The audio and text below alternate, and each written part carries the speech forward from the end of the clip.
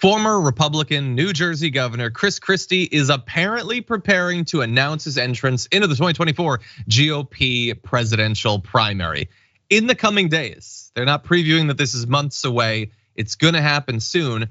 And the timing is definitely interesting for that. Not only that he's apparently so sure that he's gonna run that it's gonna happen soon. I had heard some talk, but it didn't seem like a lock that he was gonna run. But we're expecting that Ron DeSantis is in the next week going to announce. So we could have two announced in the same week. We just had Tim Scott announce earlier today.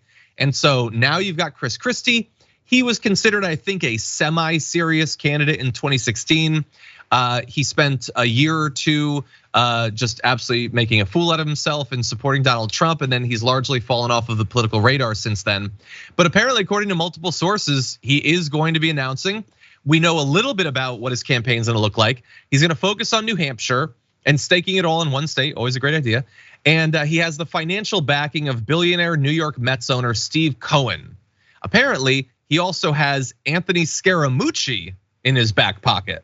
So that's good. You got Steve Cohen, you got Scaramucci, you got everything you need. Brett, what do you think? If you have a question as to whether Christie was a serious presidential contender, just ask Marco Rubio.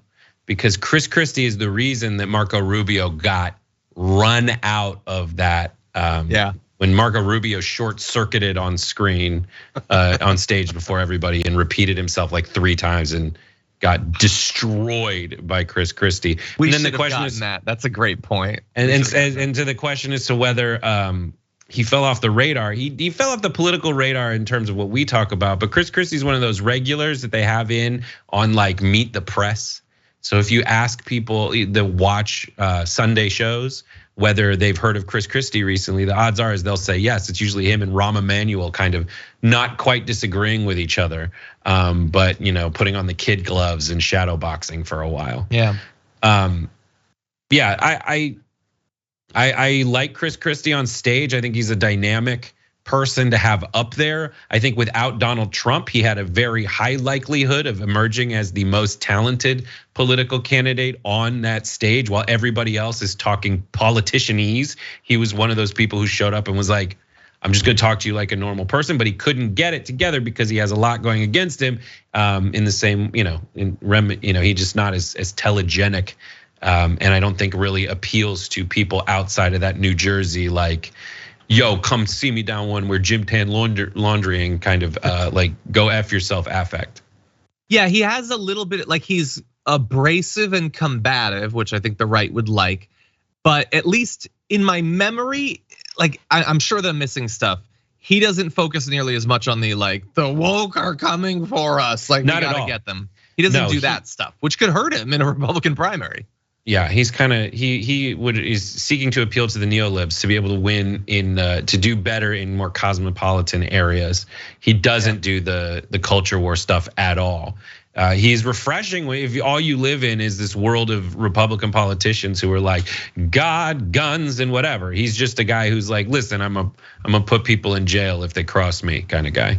Mm-hmm. Yeah, he had the Bridgegate scandal, which kept New Yorkers or people from getting to and from New York, which is worse than actually murdering people on Fifth Avenue, if you ask commuters in that city. Apparently.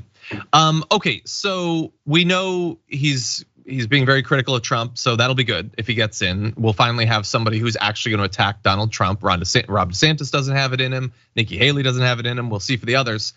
So my initial, I think I literally laughed when one of our producers, I think it was Mike, mentioned that he was running. I think I actually laughed out loud. But the more I think about it, and we can debate this, should he be the go-to pick of the like never Trump Republican rather than the other like less Trumpy? We can rely on him to just cut taxes and do really bad stuff.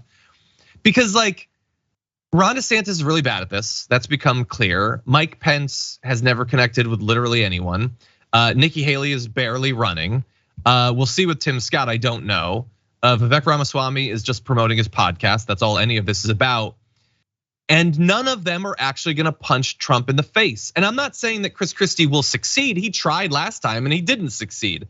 But he'll at least try, and he'll just cut taxes and stop businesses from being regulated. He'll do all that stuff that the Republicans love. If you were one of these big Republican donors or whatever, wouldn't you like?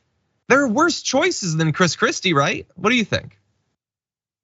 There's worse choices than Chris Christie, and Chris Christie already lost to the guy. Now, Donald Trump already lost to the guy he's running against again, so I don't know how that informs much of politics and how much of a memory they have. But it's all about matchups, right? Who can neutralize what about Donald Trump? The thing is, Donald Trump is able to really embody a lot of the different aspects of the Republican Party, and each of these other guys is either trying to be a watered down version of Donald Trump or only embodies one of those aspects. And Chris Christie's the latter, so he can't cast as big of a it can't open as big of a tent to get that many people into. Yeah, you might be right. Well, we'll see. Apparently it's gonna happen next week. For more political news breakdowns, interviews, stories of activism, and me trying my hardest to care about the occasional big celebrity news story, subscribe to our YouTube channel at youtube.com/thedamagereport.